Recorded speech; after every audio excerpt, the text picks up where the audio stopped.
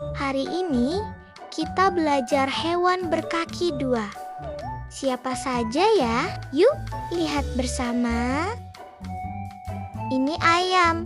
Ayam punya dua kaki. Ayam suka berkokok di pagi hari.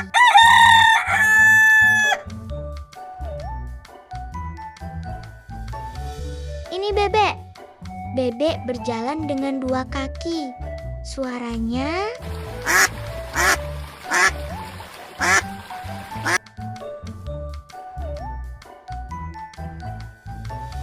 ini flamingo, warnanya pink dan punya dua kaki panjang.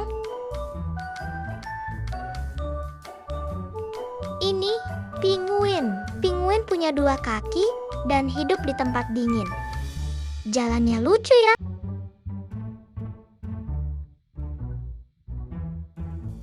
Ini burung unta. Lehernya panjang dan punya dua kaki yang kuat.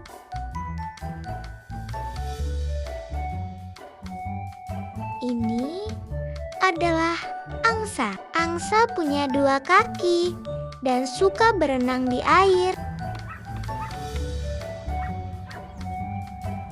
Kanguru melompat dengan dua kaki kuat. Ia juga punya kantong untuk bayinya.